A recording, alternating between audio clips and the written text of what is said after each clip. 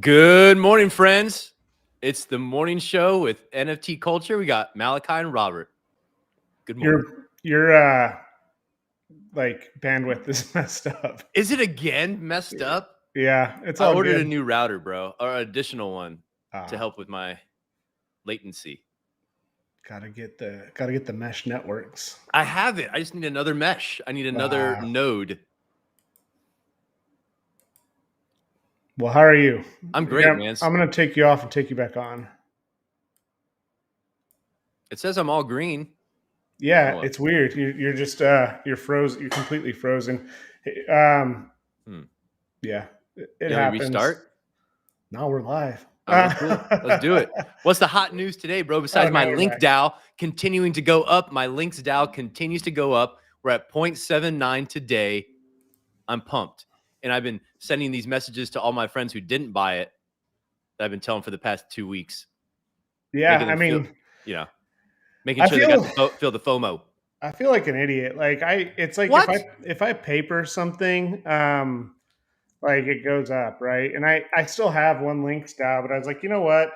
It was going up, and I have two of them. Why not, take a little bit of profit? And I just do that too much. I don't have enough conviction to stick with projects, and there's so many projects that if you just stick with them, like there's something great's going to happen. And when I look back, I'm like, oh man, I'm just, I take little gains, and it's good because it lets me keep playing the game of NFTs.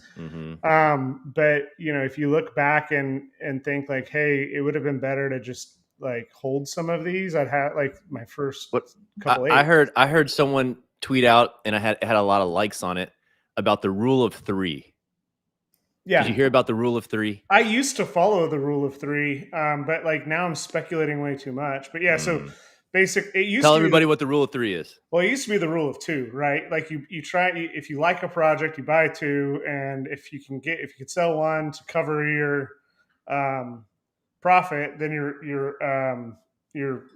get it for free, basically. Yes. Free rolling, right? Yes. The challenge there is that now you can't sell that one.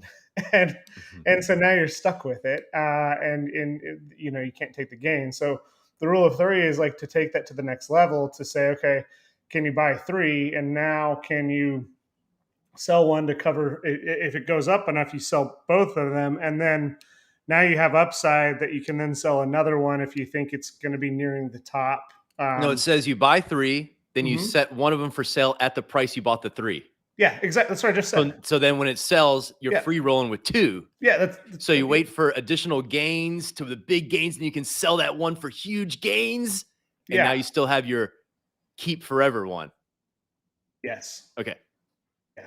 I like that idea. Less eloquently than you did, but yeah, essentially that's the thing. But I mean, here's the thing. I'm in like so many of these silly doodles derivative projects right now. It's like doodles and noodles. Doodles, noodles, and koodles. It's like my son is a noodle. To what? He's a naked noodle. We always call him the naked noodle. Oh, okay. He always ends up naked somehow. He's a naked noodle, right, baby? All right. What else besides my link DAO continuing to go up? Clone X is sitting around 5.3. So I see it kind of teetering right there, about that 5.3 area. I'm just watching it. ETH's cheap right now. So like, you think, I know ETH is cheap plus the price pressure down. What do you think? So let's say it stays at 5.3 and ETH goes back up to 4, right? Then that's going to be a massive. It basically puts the price over 6. Right?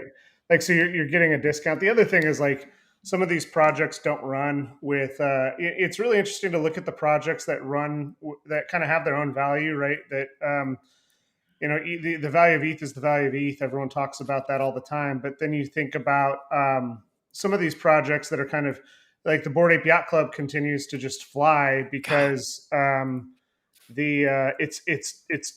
kind of priced in fiat, right? So like the value of Bored Ape Yacht Club keeps rising because the price of ETH keeps going down. So like right now, 77.77 for Bored Ape Yacht Club is crazy. So it's interesting to watch some of these projects and say, okay, do they follow ETH? Do they follow fiat, or do they kind of pave their own way? I think Clone X they got to have some announcement that's coming soon. I think it's going to be one of those things that they're not going to go another month without some sort of bigger announcement that's going to come. So But that's why I was thinking, Malachi, tell me if I'm thinking right. I was going to maybe start looking heavily today at buying one, probably around the floor price, and then holding that one for a while as it rose, and then maybe exchange it for something bigger in the future. I don't know. I don't know. Man, I've never the most. But you got to help me. You got to Yeah. help me. In what property do I look at under Clone X to make sure it's a proper Takashi one? You want the Takashi? Well, does the floor on a Takashi one go up significantly high to like 10 ETH? What's the lowest property with the Takashi property? And how do I find that? I'll take a look. Hold on. I guess I'll share. Let me share my screen real quick. Hold on. And like this is one of those things. Like, first off, I'm not very good at offering this type of advice because like the most expensive thing I've ever bought was my getting back into the Bored Ape Kennel Club.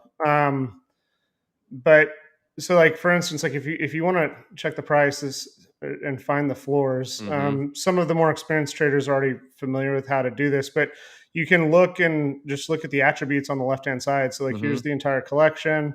Look at the buy now, and then you start going through the accessories. And well, which one's the Takashi? Yeah, well, Takashi has a couple different attributes. So one of the attributes here, let me make this smaller so I can see it. One of the types of Takashi is like the Murakami drip. So like the Murakami drip, the floor here is 9.25. But then there's also some that have some of the Takashi attributes. And once again, I haven't been as close to this project as I used to be because I kind of moved on chasing things. But you can look and see. I forget which attribute it is. I'll look offline unless someone in the comments knows just right off the top of their head which one it is. See, this is the pure Murakami, the 93 right here. Damn. These are the insane ones. But yeah. For me, I think like just having exposure to Clone X is definitely a good idea. And like you said, like getting in at the floor, find one you like. Some of these floor ones do look. They're decent. They're decent. Yeah, I mean, there's like this one. This one looks kind of. That one looks like me. That one looks like me. But that one's got the wild hair. But yeah, I like the hair. I like the hair. Yeah, so I wanted to get one with maybe some purple or blue hair to match my punk, but I'm okay with that. Yeah, I mean, here's the thing. Like I said, I've never spent this much money on a project, so it's hard for me to be like telling people what to do and how to do it when they think about what they're working on. The other project that's big that's coming to the Australian Open, man. Now that Djokovic is free Djokovic. Yeah, so the Metakey, DC blogger Matty, who's huge. He's been on the show back with Pio. The Metakey, they've got 4 versions of the Metakey, and I actually I sold Metakey for profit last year and bought another Metakey this morning for like 0.45. And what is the Metakey? Metakey is like a community token, like where you'll get like first access at this Australian Open NFT. Yeah, you get to pre-mint. But what's really cool, there's a very small number of these, dude. Right? Yeah, very small number. There's quite a few, and it represents a space on the court. Yeah, like if the ball goes in that space in the court, you get the ball. Yeah, that's cool. Yeah. I'm a big tennis fan. I think it's cool.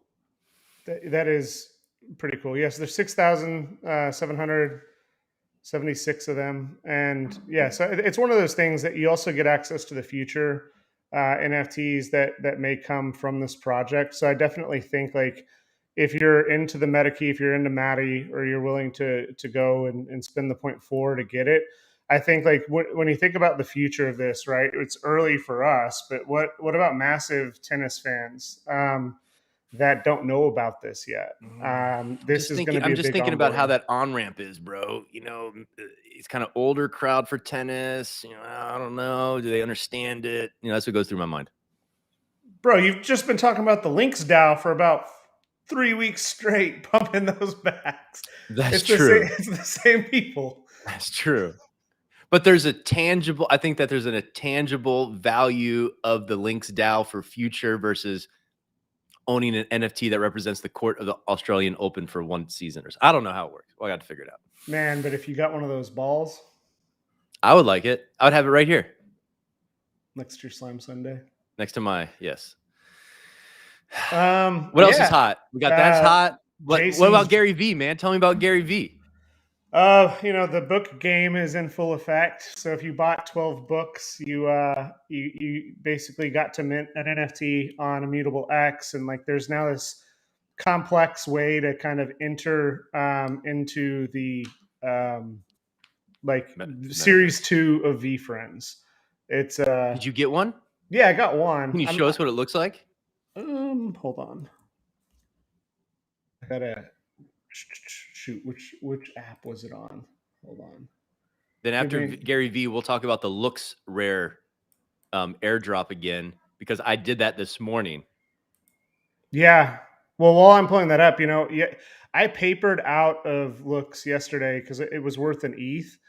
And then after that, I went and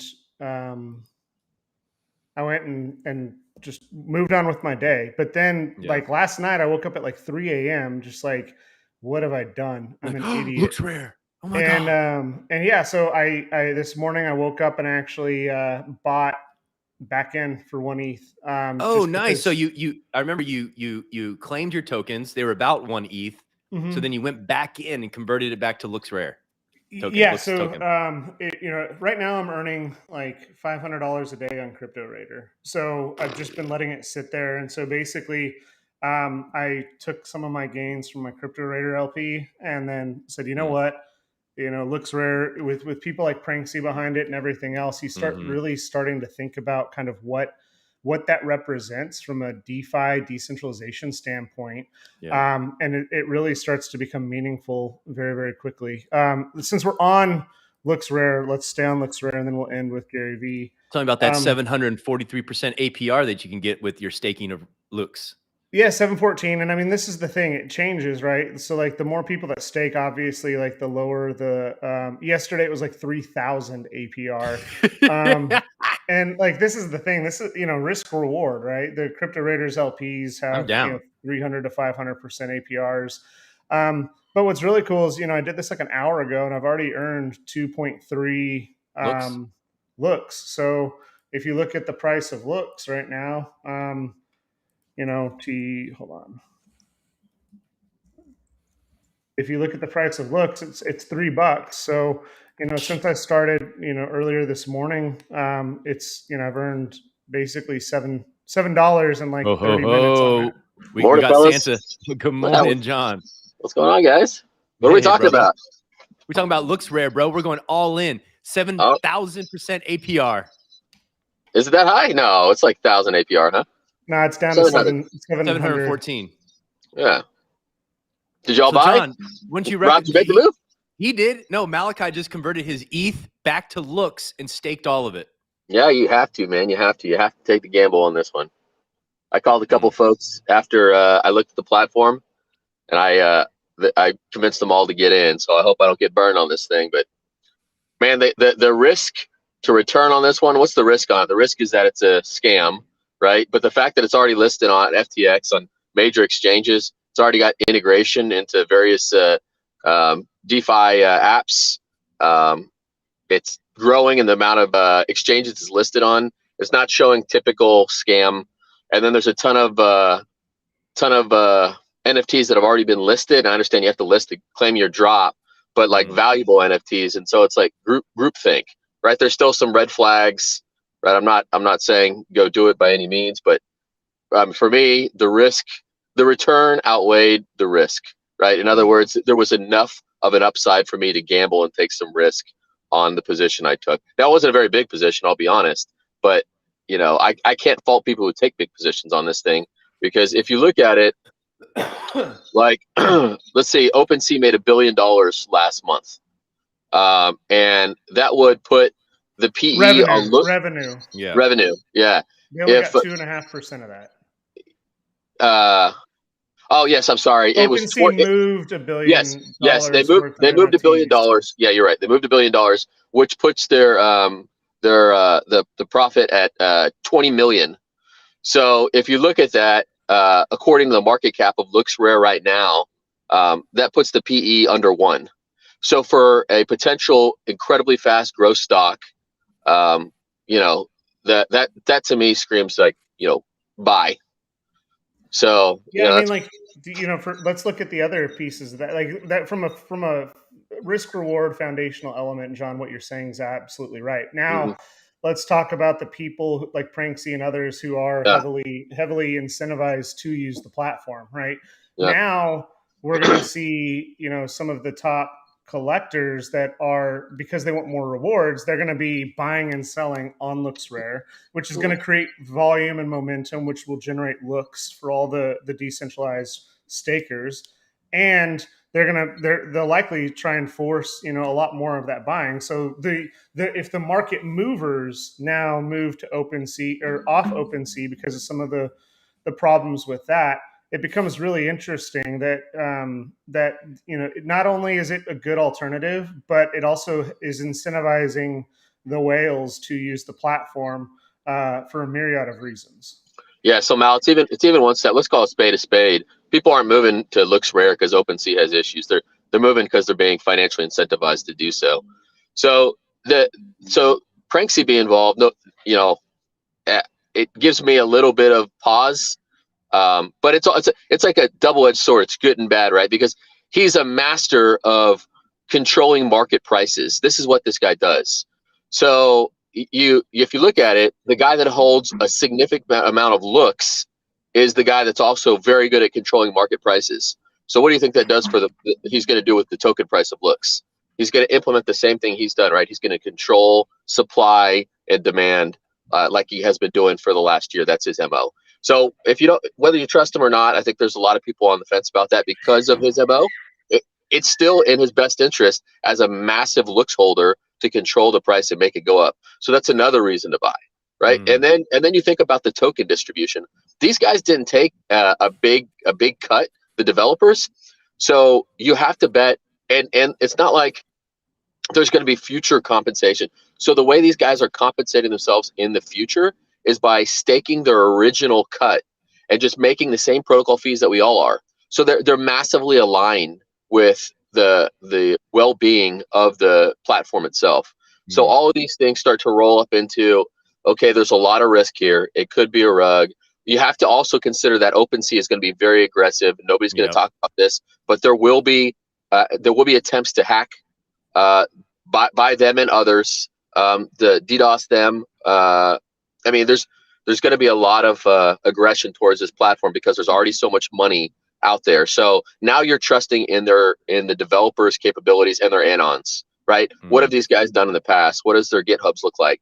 So all this stuff is like super red flags. There's a lot of risk, but like I said, if you couple that on the backside of, you know, the tokenomics and the platform's actual opportunity here. I mean, because they have a real opportunity. Because right now, OpenSea doesn't have a moat. They just don't. I mean, if you don't, like, people can say, oh, it's like the original, you got to respect it. But the only moat that they have is the community around it, the VCs that invested in early. But other than that, from a technology standpoint, LooksRare is basically doing the exact same thing. So, I mean, to me, you've got to. I took a flyer on it. It was just a small flyer. Just took a flyer on it. I know Malachi took a small flyer on it. You know, I think that's probably the right thing to do here. Now there's going to be some other people that go in and probably could do pretty well, but that's my thoughts anyway. Robbie, you in? Do I have to buy? Yeah, bro. I already staked mine. Oh, nice. I claimed my reward. I had like 350 looks tokens, and I immediately staked it. Yeah. And now I'm thinking about taking 1 or 2 ETH, swapping it out for some looks and staking those as well. Yeah. So I would say that, like, here's just my thought in general, because fees are so high on Ethereum. Like, I would say that it's probably, to make it worth your while, it's got to be at least 1,000 looks to stake, right? Okay. Because otherwise, I mean, the return is going to be 700% APY, you know, only for so long. As more people stake, that's going to come down. It'll keep coming down until it's below 100%, and then it's going to be very hard to overcome the gas that you invested to stake and withdraw, both of those two. So you have to consider that. I would say that if you're not staking at least 1,000 looks, it's probably not worth it to stake. And on top of that, also from a claiming perspective, right?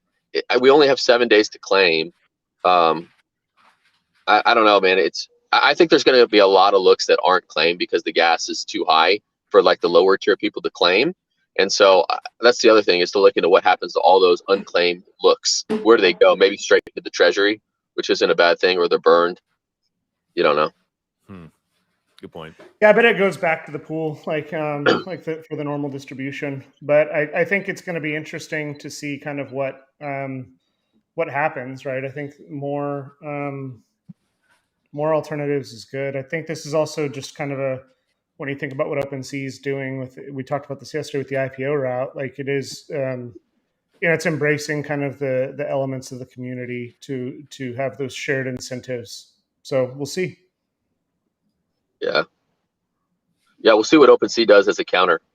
We'll see if OpenSea launches their token now.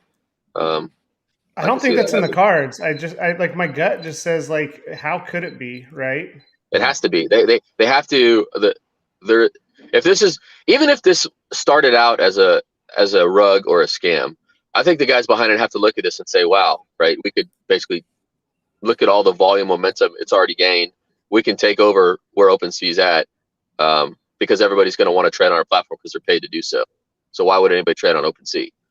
So I think they're going to have to launch a token with a similar structure where they're paying people to trade to fight this. It's going to be a battle for users, and this is the great thing about Web3. It's a battle for their paying users, user activity. That's the wonderful piece. Good summary. What a time. Yeah. Hey, right, Rob, tell us about Mal. Tell us about this whitelist, Rob. Did you already talk about that? My Generoscope? Yeah. Oh yeah, man. I'm on that whitelist for the drop that's coming on Friday, January the 14th. Whitelist for Generoscope, man, the Jason Sefi project. Man. Is it too late to get on? I put a note in already for you two. Don't worry. And Mike. All right, fantastic. I put a note in. Okay, awesome. We'll see. I'm a big fan of Jason's. I think he's low key one of the most important artists that we have in the space right now. Yep. What about VFriends, man, Mal? You wanted to finish that thought. You said you're going to show us your the Gary V effect. Yeah. So here's this project, the Crypto Skulls, and Crypto Skulls is allegedly one of the rarer projects that I don't know all the details, but apparently it's one of the oldest projects besides CryptoPunks. And when you look at kind of what Gary V does, last night he decided to tweet out about Crypto Skulls, and here we go. We're sludging along 0.03, 1 or 2 sales a day. Right after Christmas, we have a little bit of hype, and then today, boom, 3,300 Ethereum moved since like last night. 8,000 sales, average price 0.41, and the floor now on these things is already 1 ETH. So just is that the Gary V project? It's not Gary V's project, but Gary V tweeted about it, and now it's just bananas. So Mal, we have to assume that Gary, prior to his tweets, is taking a nice position in these projects. So like his VFriends, Mal, did you claim your token yesterday? Yeah, I did. I want to see what it looks like too, please, if you can.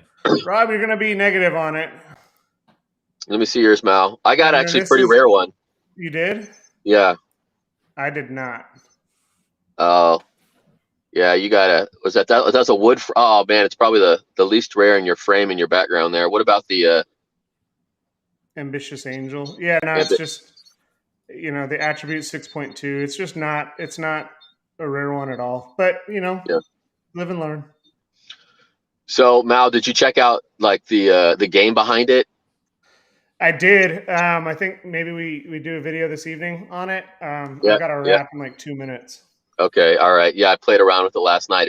It's really smart what Gary's doing, and now I've kind of figured out. Well, we'll talk about it on the stream tonight. Yeah, I mean Gary Vee is doing some really, really great things. And Immutable X, and like it's just really cool to see how it's all working. Yeah, super awesome project. I'd say before we drop, even if you have a less rare one, I don't necessarily think it's the time to sell. We'll just put it that way. Not yet. Yeah. So we'll I'm talk gonna about it tonight. diamond hand Gary from now on, right? Always. Yeah. All right, everybody. All right, boys. Till this afternoon. Take care. All right, fellas. Thanks, Bye. everyone. Bye.